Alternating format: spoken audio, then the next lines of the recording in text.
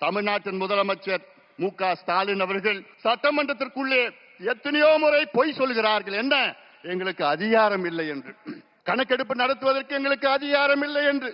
பிறகு எப்படி பீகார், தெலுங்கானா, ஆந்திரா, கர்நாடகா, ஒரிசா, ஜார்க்கண்ட் போன்ற மாநிலங்கள் எப்படி எடுத்தார்கள்? எந்த சட்டத்தின் கீழ் எடுத்தார்கள்?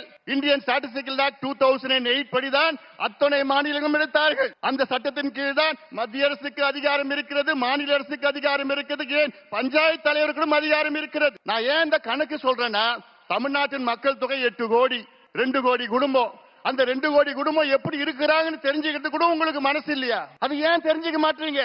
அது 2 கோடி குடும்பம் கணக்கெடுத்து அந்த குடும்பத்தில் எத்தனை பேர் இருக்கிறாங்க, என்ன சமூகம், எந்த மதத்தை சார்ந்தவர்கள், ஆண்கள் பெண்கள் எத்தனை பேர் படிச்சிருக்கிறாங்க, எத்தனை பேர் வேலையில இருக்காங்க, அரசு வேலையா தனியார் வேலையா, அந்த வீட்டுல எத்தனை பாத்ரூம் இருக்கு, பாத்ரூம்ல பைப்ல தண்ணி வருதா, அதுல சோலார் இருக்கா, அல்லது கிணறுல போர் இருக்கா, கிணறு இருக்கா, சைக்கிள் இருக்குதா, இல்ல பைக் இருக்குதா, இதெல்லாம் கணக்கெடுப்பு நடத்தி எத்தனையோ சமூக திட்ட நல்ல திட்டங்கள் கொடுக்கலாம், இடஒதுக்கீடை உயர்த்தலாம், உள்ஒதுக்கீடை கொடுக்கலாம். அதே வேளையிலே தமிழ்நாட்டில், இந்தியாவிலே தமிழ்நாட்டில் மட்டும்தான் 69 விழுக்காடு இடஒதுக்கீடு நமக்கு கிடைத்திருக்கிறது.